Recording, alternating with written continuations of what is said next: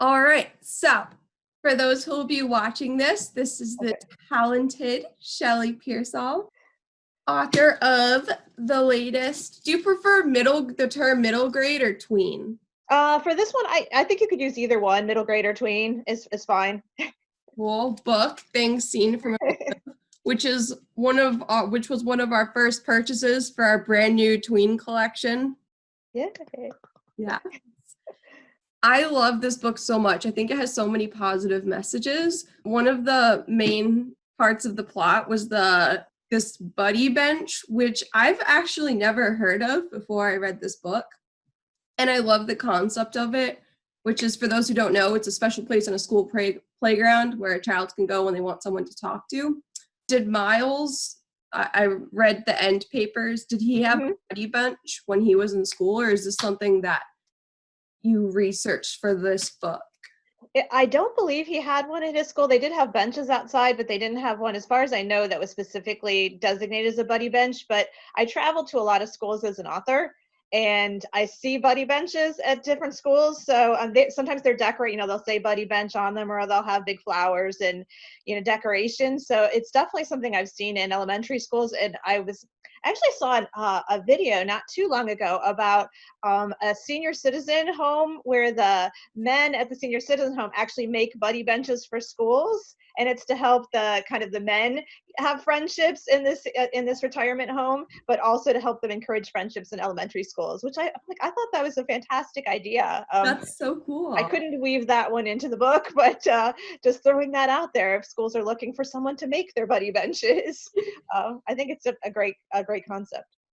Me too.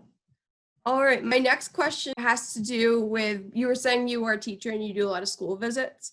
Can definitely tell you're a teacher even before I read your bio and learned you used to be one, because the social nuances are perfectly conveyed. For example, when April talks about the Friday night football games and everything. Right. Do the author visits you conduct with various schools help you stay on top of the current trends? Or do you think that some school experiences are kind of timeless and never go out of style? For this book, I was a little worried about that. Even though I spend a lot of time in middle schools as an author, I still don't spend the time that you need to get ideas for a book. How do kids relate to each other? What is the lunchroom like? Do kids still put a lot of value on football games? So for this book, just to make sure I had sixth grade right, I asked a local teacher who has sixth graders if she would have some sixth grade volunteers that would be willing to eat lunch with me and be grilled about what it's like to be a sixth grader these days. And so I brought my little questions, and I had like 25 kids that agreed to let me ask anything about being a sixth grader. I guess I was surprised at how honest they were. Any question I asked, they were willing to tell me what challenges they were having with friendships. They were the ones that gave me the ideas for some of the games they play with, and kind of mind games they play with some of the in the story. With this and I don't, you don't know what this term means, and so some of those came directly from the kids. And the idea of football games, I mean, that was something when I was a sixth grader was a big thing, and I thought maybe that had faded away. But no, these sixth graders said, that who you go with and who you hang out with at the football game is still a major deal. So I felt like they really helped me to picture April, especially, very realistically. So I thank them. It's really not, it's not me imagining that. They gave me the details. That's awesome. Well, speaking about authenticity, I really love Vina's character and Joey's. They seemed really, really realistic. Still, she's from India, but she is acclimating to the new school, but she still values her culture a lot. And Joey, he sees the world in like pictures and kind of nonlinear thought. Did you use sensitivity readers for either Vina and Joey? Because they're two kind of diverse. Well, Vina's diverse, but Joey's, what's the phrase? Yeah, Joey is also, and he would be called neurodiverse. Neurodiverse. It's kind of the more, what's the word? Tongue twisting phrase, I guess, for that. So I did have a diversity reader, or a sensitivity reader, I should say, for Vina. And it was somebody that the publishing house worked with primarily. I didn't. So after I finished my, my work on the novel, then it went to the sensitivity reader, and she made some wonderful suggestions. I didn't know about the idea of, and I'm not sure I'm pronouncing this correctly, rangoli, which are the big designs that are placed outside of doorways and in hallways. And that would have been a fantastic connection to weave through the whole story. And at the time she, shared that through Random House to me, I was like, oh, it would be to weave it in, realistically, I would have been rewriting a lot of sections of the story. And actually, I mean, to be totally honest, some of the things that she shared that connected Vina to the whole idea of perspective, had I known some of those things earlier, I probably would have made Vina an even bigger part of the story, because there were ways that she connected to the whole theme of perspective that I was trying to share. Her perspective is obviously as an outsider, and then Joey's obviously is from above. Now for Joey, I use primarily my nephew and his experiences in elementary school. And again, he was very willing to be honest about some of the things that he suffered with in middle school and in elementary school. And those were really tough conversations to have. So I felt like with the character of Joey, I was pretty confident in how I portrayed him as compared to my nephew's own experiences. And he's one of those kids that doesn't really fit into a category or a diagnosis, I guess you could say. He's definitely a dyslexic reader, and so I talk a little bit about that in the story. But as far as precise definition for a kid like him, there isn't one, and I'm kind of glad there isn't, because there's so many kids that fall into that category of a label, and I just don't think we should label. I think we should look at what potential they have instead of what their difference is.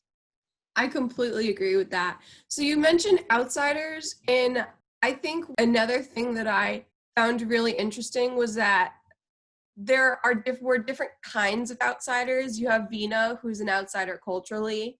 You have Joey, who's Joey and April, who are kind of outsiders socially. Then you have Mr. Ulysses, the janitor, who's an outsider. I don't know if I would say class-wise, but I would definitely say that people underestimate him.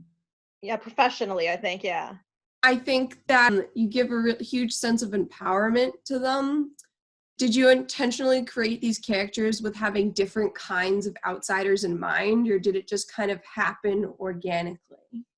Sometimes it happens organically in a book. I would say for this one, I really was looking for characters that would show those outsider views in different ways. I'm so glad you said that, because I'm not always sure that those are, some of those things I put into a story are always, which is fine if readers don't pick up on them. But it's one of the things that when I'm putting a story together, I love to craft a story with those. I'm very much a layered writer.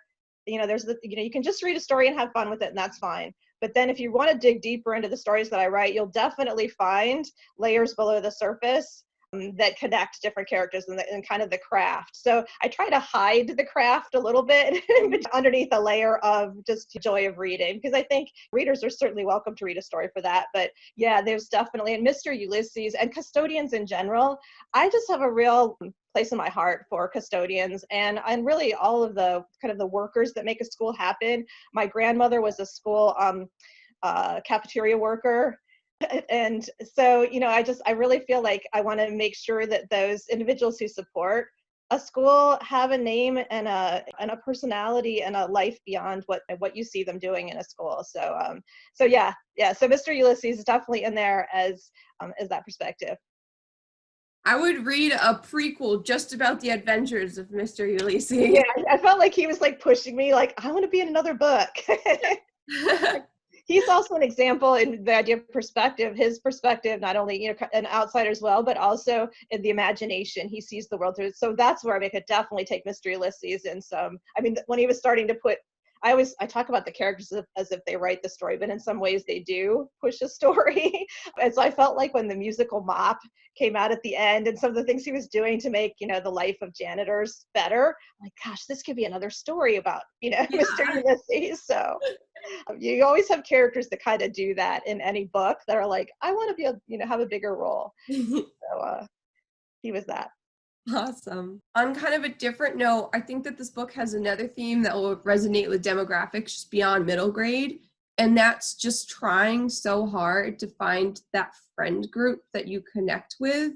April talks about why it feels hard to find the friends that she connects with on a meaningful level.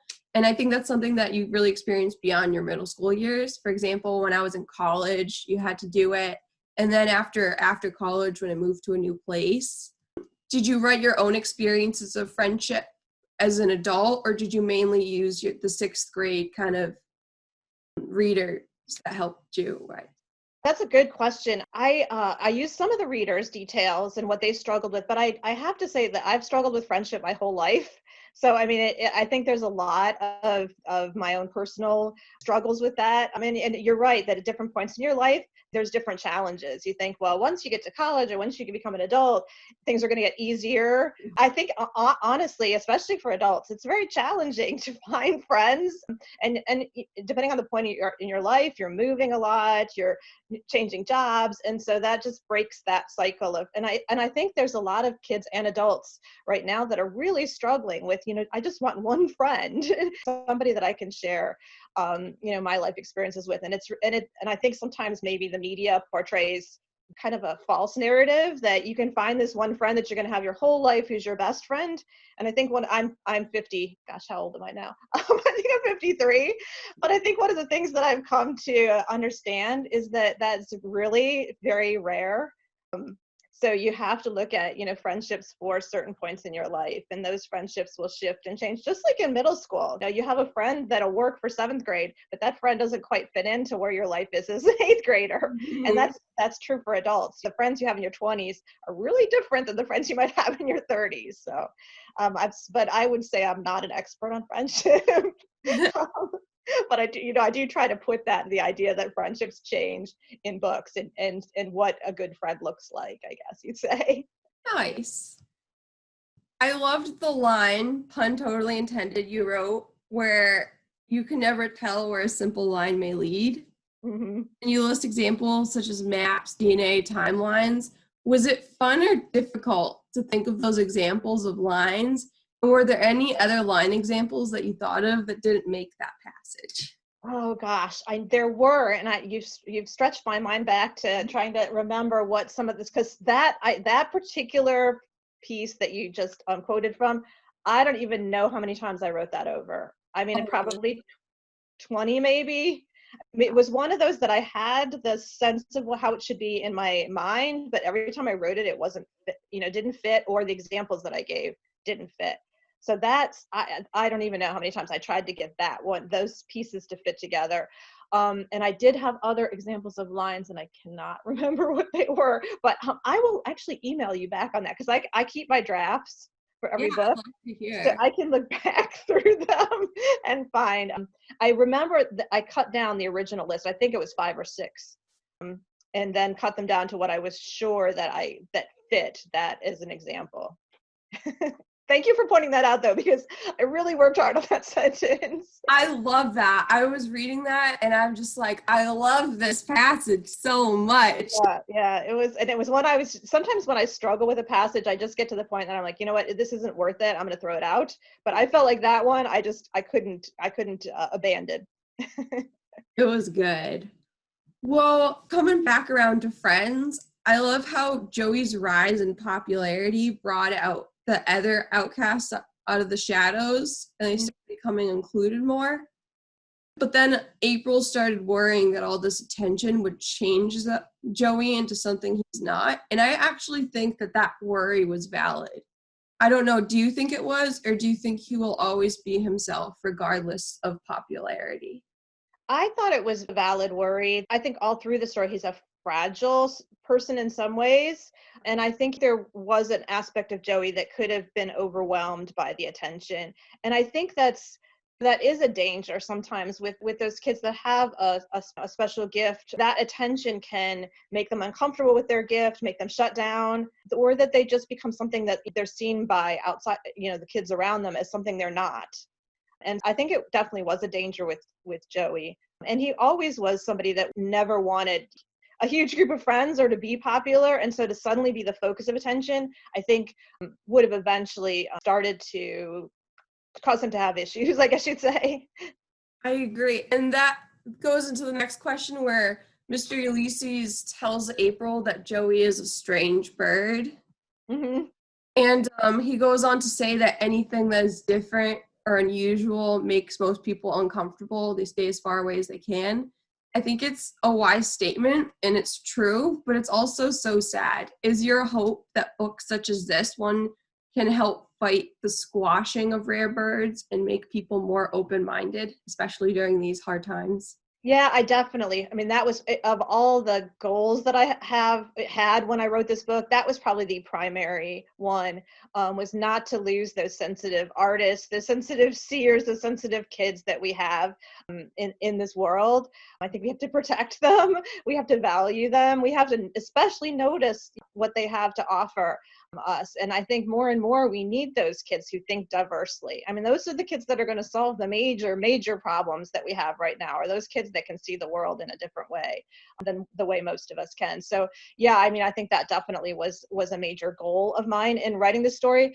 But I think it was also something that I kind of had in the back of my mind as I was writing, like, where do these kids end up? Like, what happens to them as adults? And so one of the parts of the story that I didn't get to develop too much because it didn't fit in with the story, Joey's story itself, was to go in search of adults who had used talents like Joey's and were still using them as adults. And I think that for me was such a comforting journey, because I again met a number of people who are still artists and these rare birds as adults, and to see that they are happy, they're contributing, they're changing our way of viewing the world as that to me, I thought, you know what, he's going to be okay. Yeah.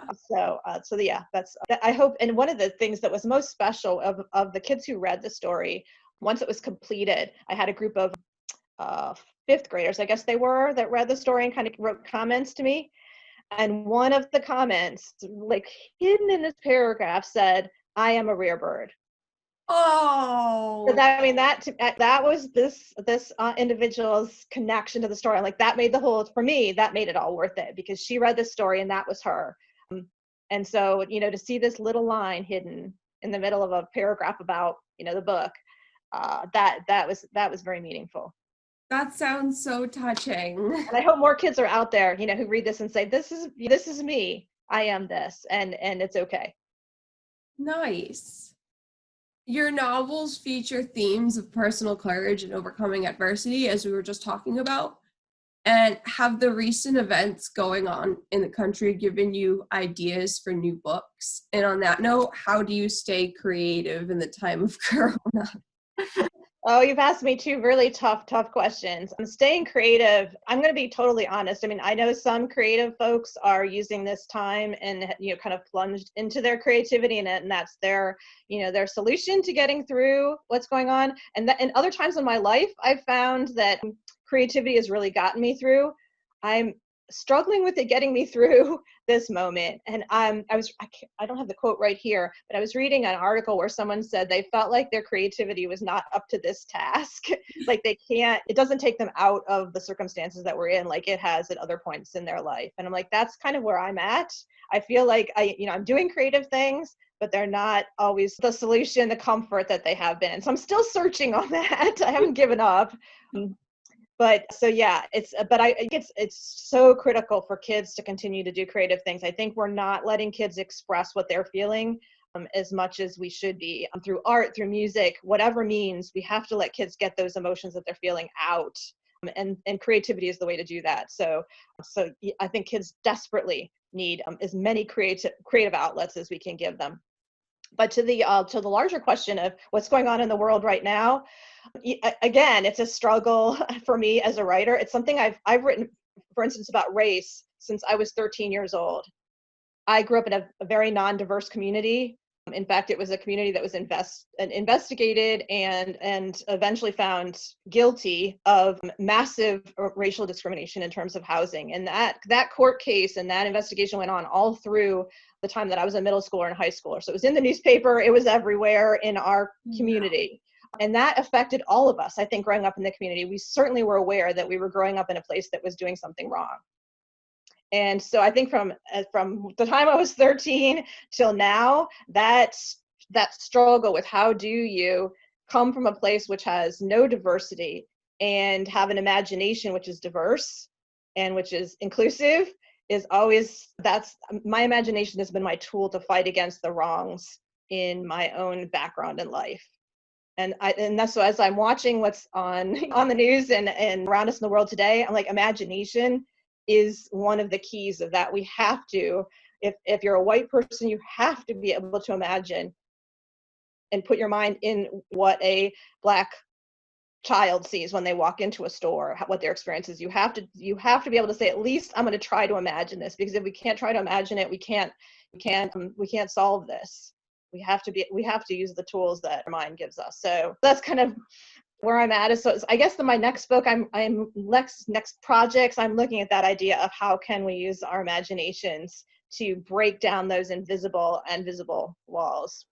Oh, I like that. So we'll see. Walls are sort of in my mind right now. So I'm thinking that, walls are what I need to work with for the next book. So books always start out that way. Like I have something that's kind of bothering me, or just I know that this is the theme. I just need to find the story that fits that theme. So Nice. Well, speaking about writing and everything, on the publishing side of things, say you have someone who they have their story and they wrote it, the manuscript is done. What advice would you give to young writers that you wished you knew that you know now? well, first of all, don't give up on trying to submit a piece of writing. I started at age 13 and I was rejected at age 13. In fact, I have many rejections from middle school and high school. Did not have any success getting a book published until I was 33, even though I tried, all the way through. So I would say rejection is definitely, it's just something you have to get used to, and having the courage just to keep sending your writing out. But the other thing I would say is, don't be afraid to send your writing out.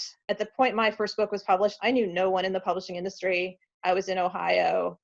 I just found a name in a book called Writers Market, Children's Writers Market, and a name of an agent. And I just put my query letter in an envelope. I mean, now you'd send an email and said, hey, I've written this book. Are you interested in taking a look at it? The agent said, I'll look at 10 pages. So I sent him 10 pages. He liked those. And within a couple of weeks, he had looked at the whole manuscript, and within 2 months, it was sold. Wow. So, it was it was a lot of years of, trying, but at the point when it was finally hit the right book to the right person, it was really fast. So I guess I would say, don't be afraid if you don't have the context, the knowledge to be published. You're not in New York. I believe if you have a good story and you work on your craft and try to be the best writer you can and submit the best piece of writing you've ever done, it will find a home. But I think you also have to write from your heart. You have to write what's true to you, not what is popular in the publishing world or approved in the publishing world. You have to write what's meaningful to you. You're going to spend a year, 2, 3, 4 on a book, so it has to be something that is powerful to you, or readers are going to see through that. Yeah, don't try to go with the trends. Yeah, I mean, the publishing industry is so slow that by the time you follow a trend, it's gone. Yeah. So it's just be yourself, write what you want to write it the best you can, and don't submit anything until it is the absolute best you can do. And fortunately, during this kind of time period, there are a lot of free classes online. So I would totally suggest taking a free class. I know there's some authors that have been doing even like live writing on Facebook and stuff. Do all those, become as good at your craft as you can, is what I would say, and use all of the resources that you have available to you to become a better writer. I've always wanted to write a picture book, so I'm going to be taking a class not in writing, but designing a whole picture book. Nice. And I think my last question is, I was just curious. I know book boxes have been popular. I subscribe to Owl Crate, and I know Owl Crate has Owl Crate Jr. Have any of your books been in a book box before? I'm not actually familiar with that. Is that a set, like a theme set, or what are they? So they come, it's an Owl Crate. I only have this magically on hand because it's holding my laptop up. Yeah, no, I don't know it. Yeah, I've never seen that before. Every month they pick a different theme. Okay. And for Owl Crate Jr., they include a different middle grade book in the box every month and deliver it to you. And like with the middle grade book that they include comes like, I don't know, games, and maybe like oven mitts or like tea or mugs that go with the overall theme. Oh wow, huh? That sounds so fun. I want to sign up now. That's really cool. I was just curious because your books would be really this, especially things seen from above, would be cool because I feel like you could have like an art set Oh yeah, yeah. puzzle. You could have sometimes they include puzzles a lot, so you could have a puzzle of Joey's art and everything. Oh, I think that'd be great. Yeah, I would. No, I as far as I know, I've never had one in a set before. But feel free to suggest it to whoever puts those things together. Yeah, I think that. I mean, there's definitely some hands-on things you could do with things seen from above. You know, you could do just great again things online about doing one point perspective.